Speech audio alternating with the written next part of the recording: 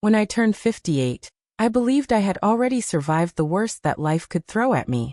I had buried a husband, rebuilt my finances from almost nothing, and spent 35 years raising 2 children who, I thought, understood the value of loyalty.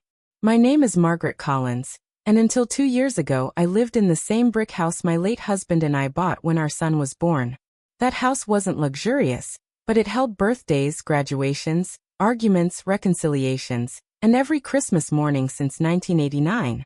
I paid off the mortgage 5 years after my husband died.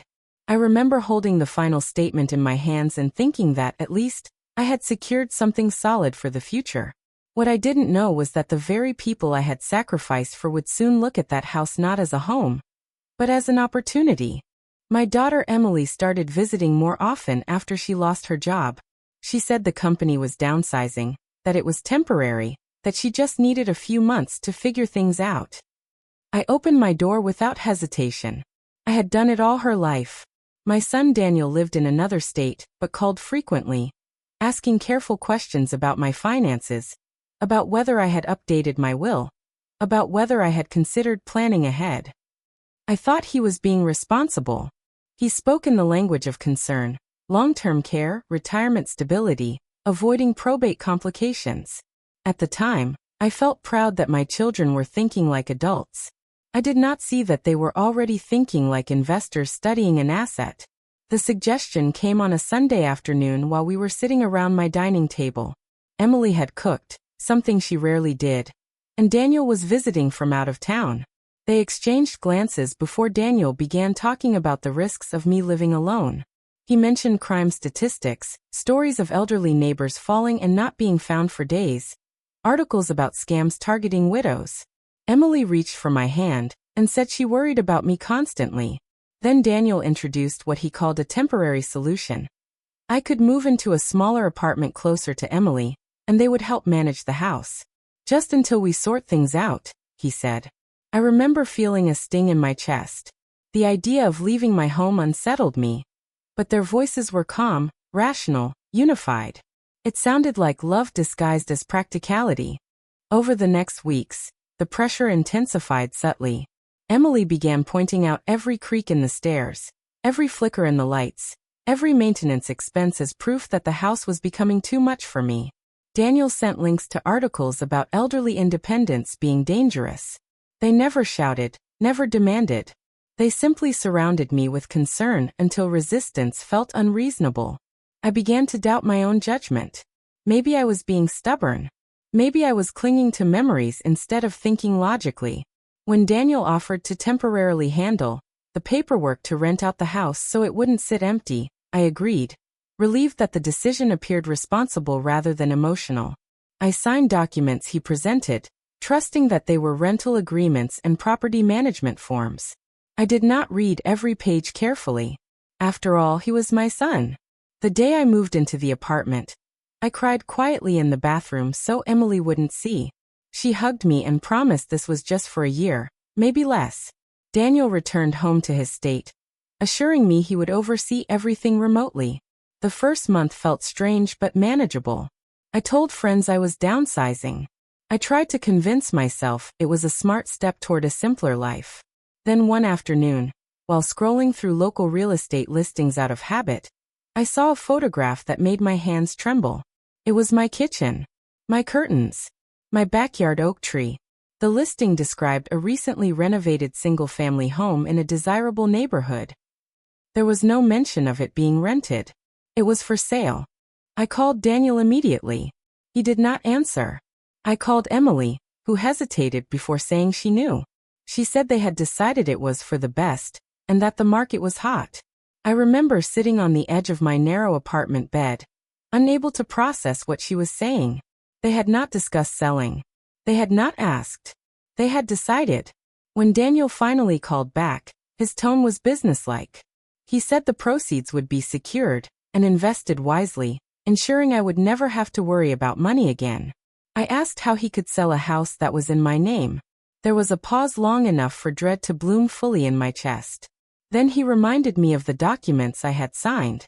Those documents, he explained, granted him power of attorney under the argument that I might need assistance managing my affairs. He insisted it was precautionary.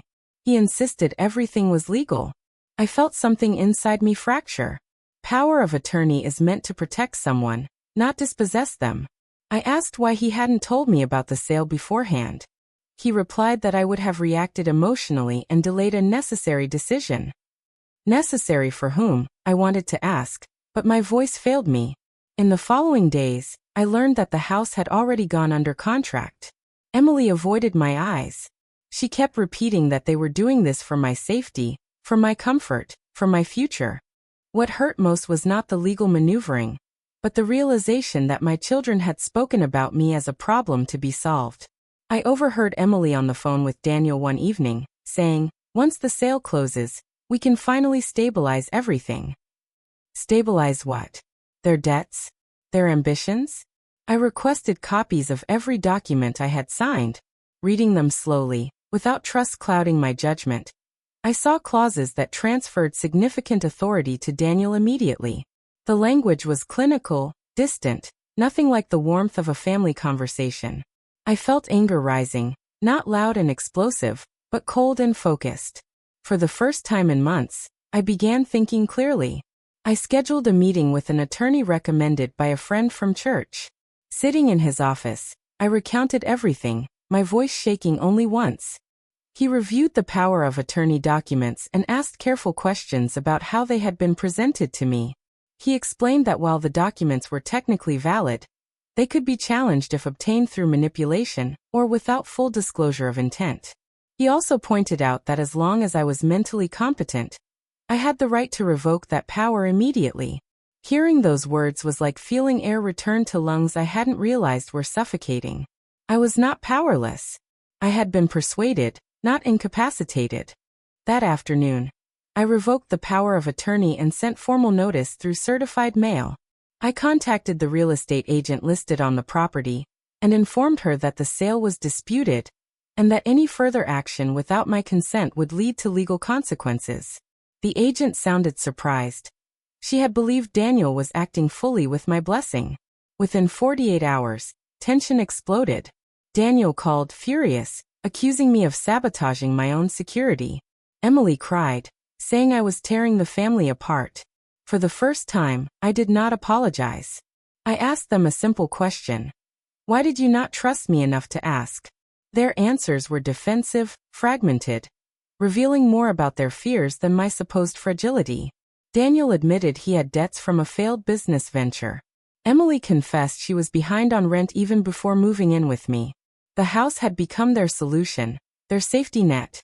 They convinced themselves that because they were my children, access to my property was a matter of timing, not consent. Listening to them, I felt both heartbreak and clarity. They were not monsters. They were desperate adults who justified betrayal as practicality. That realization did not soften the wound, but it made the battlefield visible. The sale was halted after legal intervention, but the damage to our relationship could not be undone with paperwork. Emily moved out within a week, claiming she needed space. Daniel stopped calling except through attorneys. Friends asked what had happened, and I chose honesty over embarrassment. The more I spoke about it, the more I realized how many people my age had similar stories. Children who viewed inheritance as imminent entitlement rather than eventual responsibility. I began attending local community meetings about elder financial protection, not as a victim but as a voice. If my story could prevent one person from signing blindly out of love, then some purpose could emerge from humiliation. In the months that followed, I made decisions for myself rather than in reaction to fear. I updated my will with clear stipulations about property use and required independent legal counsel for any future changes. I placed the house into a trust managed by a neutral third party, ensuring that no single family member could manipulate it. Most importantly, I moved back home. Walking through the front door again felt less like reclaiming bricks and wood and more like reclaiming dignity. The oak tree still stood in the backyard, indifferent to human schemes. I touched its trunk and felt steadier than I had in a year. For several weeks after I moved back into the house, silence settled over my life in a way that felt both peaceful and heavy. I had regained control, But control is not the same as comfort. I found myself walking through rooms more slowly, noticing details I had once overlooked. The small crack in the hallway paint from when Daniel had raced his bicycle indoors at 9 years old. The faint stain on the living room carpet from Emily's spilled grape juice at her 10th birthday party. Every memory felt sharper, as if betrayal had sanded away a layer of complacency. I began to see how easily love can blur boundaries, how years of sacrifice can quietly morph into expectation. My children had not woken up one morning intending to deceive me. The shift had happened gradually, perhaps even invisibly to them. They had grown accustomed to my reliability, to my predictability, to the assumption that I would always choose their comfort over my own. The legal process left behind paperwork, but also clarity. My attorney advised me to document every conversation moving forward, not out of hostility, but out of prudence. It felt strange to approach family relationships with the caution one reserves for business partners. Yet I understood the necessity. I had learned that intentions, however affectionate in tone, do not override legal reality. Daniel's debts were more severe than he initially admitted. I later discovered he had leveraged personal credit to sustain a struggling venture for over a year. Emily, for her part, had quietly accumulated significant consumer debt, masking instability behind optimistic language. My house, fully paid and appreciating in value, represented immediate relief for both of them.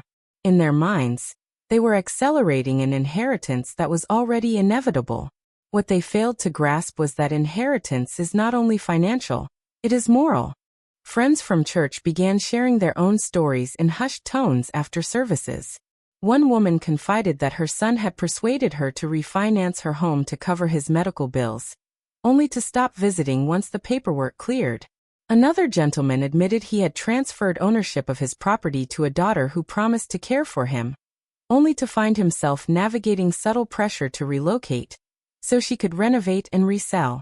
I realized my experience was not rare. It was simply unspoken. There is a quiet epidemic among people over 50. The slow erosion of autonomy under the guise of protection. We are told that prudence requires delegation, that love requires sacrifice, that aging requires surrender. Rarely are we encouraged to question who benefits most from our surrender.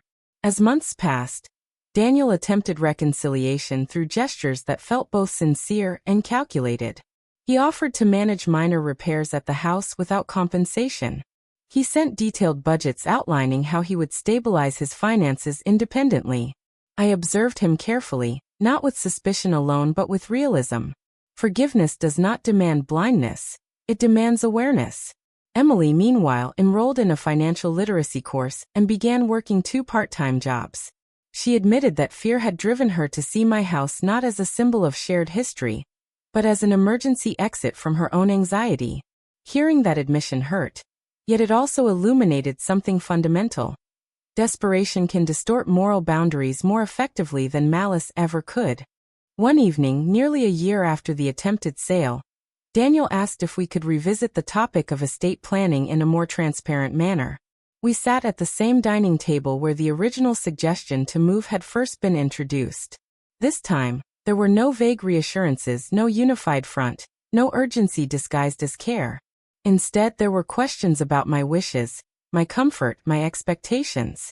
I explained that I intended to maintain ownership of the house as long as I was physically and mentally capable. I also clarified that any future distribution of assets would be tied to demonstrated responsibility, not automatic entitlement.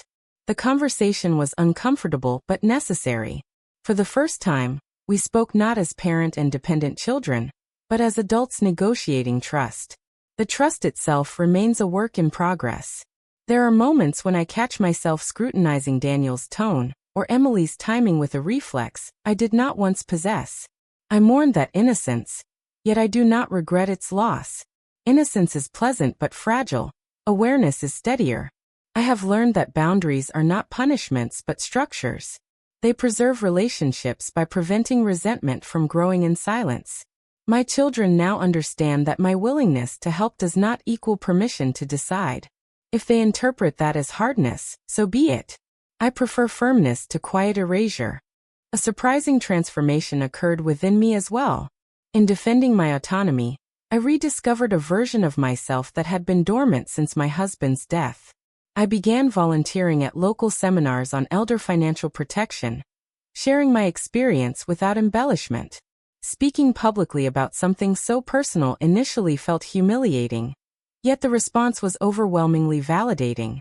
People approached me afterward, thanking me for articulating fears they had not dared to voice. Some admitted they had already signed documents they barely understood. Others confessed they were contemplating similar decisions under pressure from well-meaning, but persistent relatives. My story did not provide universal answers, but it offered permission to pause. The house itself became less a battleground and more a symbol. I renovated the kitchen slowly, not to increase market value, but to reclaim joy. I replaced the curtains Emily had once chosen with fabrics I loved. I planted new flowers beneath the oak tree, watching them take root in soil that had witnessed decades of change. Ownership, I realized, is not merely legal. It is emotional. For a brief period, I had felt like a guest in decisions about my own life. Reversing that sensation required not only legal action, but internal resolve. Revenge, if it exists here, is subtle. It lies in thriving without relinquishing dignity. Daniel's financial situation gradually stabilized through his own effort rather than my property. Emily's confidence grew as she confronted her spending habits directly. Our relationship has not returned to its former simplicity, but it has evolved into something more honest. They know now that love does not excuse manipulation, even if the manipulation is rationalized as concern. I know, too, that generosity must coexist with discernment. We meet for dinner occasionally, and conversation flows with a cautious sincerity that feels more authentic than our earlier, unexamined closeness. Looking back, I see that the most dangerous element of the ordeal was not the legal document itself, but the quiet assumption that aging equates to incapacity. Society often treats people over 50 as transitional figures, already halfway out of relevance. My children absorbed that narrative subconsciously. They believed they were stepping into authority naturally, as if time alone transferred control. Challenging that belief was not rebellion, it was correction. I am not an asset waiting to be allocated. I am a person whose years have deepened judgment rather than diminished it. If there is any lesson in this experience, it is that autonomy must be guarded gently but firmly. Family bonds are powerful, but they are not immune to pressure, fear, or ambition. Love without boundaries becomes vulnerability. Boundaries without love become isolation. Finding balance is not simple, especially after betrayal. Yet I would rather navigate the discomfort of clarity than return to the comfort of ignorance. My house still stands, my name still anchors its deed, and my voice remains part of every decision about my future. In the end, what changed everything was not a courtroom verdict or a dramatic confrontation. It was the quiet moment when I recognized that I did not have to justify my independence. At nearly 60, I am not fading. I am refining. My children may one day inherit this home, but they will do so with a clearer understanding of respect and responsibility. Until then, the door remains open on my terms. And that, more than any sale price or investment account, is the legacy I intend to leave behind.